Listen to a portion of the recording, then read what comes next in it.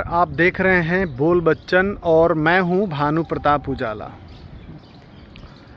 जी हाँ, आज मैं जंतर मंतर पर तो नहीं हूं, लेकिन बात करना चाहेंगे हम लोग जंतर मंतर पर जो धरना प्रदर्शन चल रहा है पहलवानों के, महिला पहलवानों के द्वारा, और जो एलिगेशन लगाए जा रहे हैं बृजभूषण शरण सिंह, और बृजभूषण शरण सिंह की तरफ से एलिगेशन लगाए जा रहे हैं कि आखिर ये पहलवान इतने दिनों से चुप क्यों थे। तो आज हम लोग बात इसी मुद्दे पर करेंगे कि पहलवानों का क्या कहना है और बृजभूषण शरण सिंह का क्या कहना है। तो सबसे पहली बात जो पहलवानों के लिए बृजभूषण शरण ने बोला है, बृजभूषण सिंह ने बोला है कि आखिर ये मुद्दा अभी क्यों याद आया और उस समय ये इन्होंने क्यों नहीं आरोप लगाया, इतने सालों बाद क्यों याद आया। इसका जवाब सुन लीजिए। इसका जवाब हम पहलवान जो हैं विनेश फोगाट और बजरंग पुनिया की तरफ से ये दिया जा रहा है कि देखिए, जब भी कोई घटना होता है तो चाहे कोई खिलाड़ी हो या स्टूडेंट हो, उसके पास एक अपना फ्यूचर में कुछ करने के लिए रहता है, तो बहुत कुछ सहता है, बहुत कुछ समझता है, तो इसलिए उस समय चुप रहता है। अगर मान लीजिए ये बात उस समय ही उठाया गया होता पहलवानों के कारण, तो हो सकता है कि साक्षी मलिक जो गोल्ड मेडल जीत कर आई थी, उन्हें उसमें सिलेक्शन ही किया गया होता। तो इस तरह से इन सवालों का जवाब पहलवानों ने दिया। अब पहलवानों की तरफ से ये कहना है कि सरकार के लिए, कि जिस सरकार ने अपने मैनिफेस्टो में ये लिखा हुआ है बेटी बचाओ और बेटी पढ़ाओ, और जहां देश की बेटी और देश की मेडल लाने वाली ये पहलवान धरने पर बैठी हैं, अपने ऊपर छेड़खानी का मामला लगाने के बाद भी, जिस पर और छेड़खानी का मामला दर्ज किया गया है, वो इंसान खुला घूम रहा है और खुला जवाब दे रहा है। उसके पास न पुलिस जा रही है, न प्रशासन जा रही है। आखिर उससे सवाल और जवाब कब होंगे। एक इंसिडेंट बताता हूँ मैं आपको। अभी ठीक 2 महीना पहले राहुल गांधी ने एक आरोप लगाया था, इसी आरोप को हल्का सा तुल दिया था कि पहलवान और कुछ खिलाड़ियों का कहना है कि उनके साथ छेड़खानियां हो रही हैं।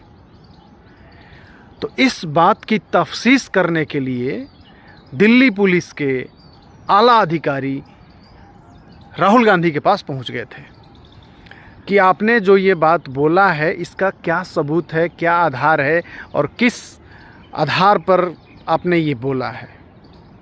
लेकिन खिलाड़ी इस बात पर अड़े हैं। खिलाड़ियों का पूछना है कि जब हम लोग बोल रहे हैं और नाम भी बता रहे हैं कि बृजभूषण सिंह आरोपी हैं और ये हमें ही नहीं, हमारी जैसी कई महिला खिलाड़ियों के साथ अभद्रता का व्यवहार किए हैं, तो आखिर पुलिस उसके उस बाहुबली के द्वार कब जाएगी और क्यों नहीं जा रही है। क्या पुलिस किसी दबाव में है? क्या पुलिस बाहुबली बृजभूषण शरण सिंह से डरती है?